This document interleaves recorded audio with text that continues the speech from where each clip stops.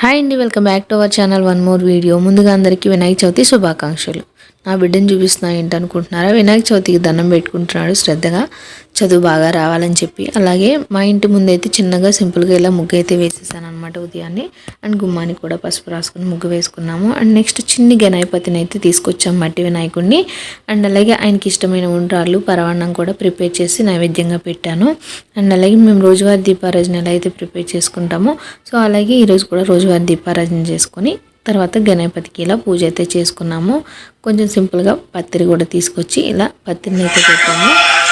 And అలాగే నేను మొబైల్లో పెట్టుకుని మంత్రాలు అయితే చదువుకుంటూ ఇలా గణపతికి పూజ అయితే చేసుకున్నాను అనమాట. మీ ఇంట్లో మీరు ఎలా పూజ చేసుకున్నారో, ఎలా వినాయక చవితి పూజ చేసుకున్నారో కామెంట్ సెక్షన్లో తెలపండి. సో మనకి వచ్చిన రీతిలోనే భక్తితోటి దేవునికి నైవేద్యం పెట్టి దీపారాధన చేసుకోండి.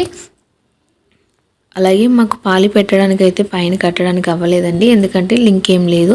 సపోర్ట్ లేకపోవడం వల్ల నేను ఫ్రూట్స్ అన్నీ కూడా ఇలా ఇస్తట్లో అయితే నైవేద్యంగా పెట్టాను అనమాట.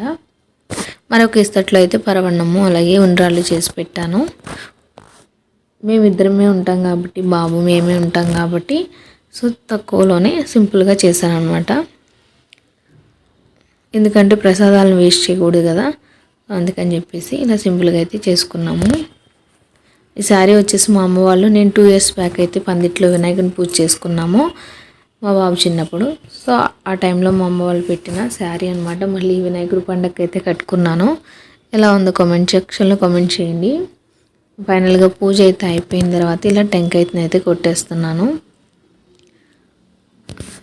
మీ ఇంట్లో ఎలా చేసుకున్నారో మీరు కూడా చెప్పండి. అండ్ అలాగే నేను చేసిన దానిలో మిస్టేక్ ఉన్నా కూడా కామెంట్ సెక్షన్లో తెలియచేయండి. నేనైతే ఎప్పుడు కూడా వరలక్ష్మి వ్రతం కానీ ఇలా వినాయకుని పూజ కానీ మొబైల్లో పెట్టుకుని మంత్రాలు చదువుకుంటూ అయితే చేసుకుంటాను అనమాట. వరలక్ష్మి వ్రతం అయితే పూజారి గారు చేసింది, ఎవరైనా హోమ్ దగ్గర చేసింది ఉంటుంది కదా, ఆ వీడియో పెట్టుకుని అయితే చేసుకుంటాను. సో దానిలో ఉన్న పద్ధతి ప్రకారం అయితే పాటిస్తాను అనమాట. అండ్ అలాగే ఈ పీట చూసారు కదా, పీట అనేది నేను సిల్వర్ది అనమాట. నేను ఆన్లైన్లో తీసుకున్నాను 700 పెట్టి. చాలా వెడల్పుగా ఉంటుందండి. ఏ పూజ చేయడానికైనా కన్వీనియంట్గా ఉంటుంది, చక్కగా దీపం పడుతుంది.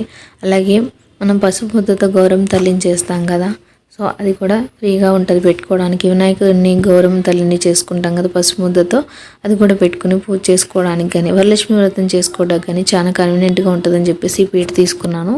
ఇది వెడల్పు అయితే చాలా వెడల్పు ఉంటుందన్నమాట.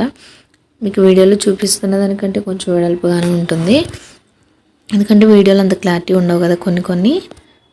సో ఆ పీట అయితే నేను తీసుకున్న 700 దాకా పడిందండి. ఎవరికైనా మీకు ఇంట్రెస్ట్ ఉంటే ఆన్లైన్లో సెర్చ్ చేయండి. 700లో వెడల్పుగానే వస్తుంది పీట అయితే. అండ్ స్ట్రాంగ్గా ఉంది, అండ్ మెరుపు కూడా పోలేదండి.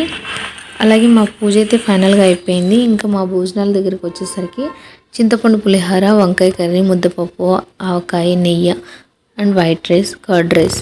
సో వీటితో అయితే మా భోజనం ఫినిష్ చేసాము. ఫైనల్గా అయితే చిన్న పిక్స్ అయితే దిగాము అనమాట. మా వారు పిక్స్ తీశారు. సో ఎలా ఉన్నాయో కామెంట్ సెక్షన్లో కామెంట్ చేయండి. మా బాబు కూడా ఇంట్రెస్ట్గా చక్కగా పూజ దగ్గర కూర్చున్నాడు. ఫైనల్గా అయితే మా పూజ అయితే ఈరోజు ఎలా జరిగింది, మీరు వినాయక చవితి ఎలా చేసుకున్నారో మీరు కూడా కామెంట్ చేయండి. Thank you for watching.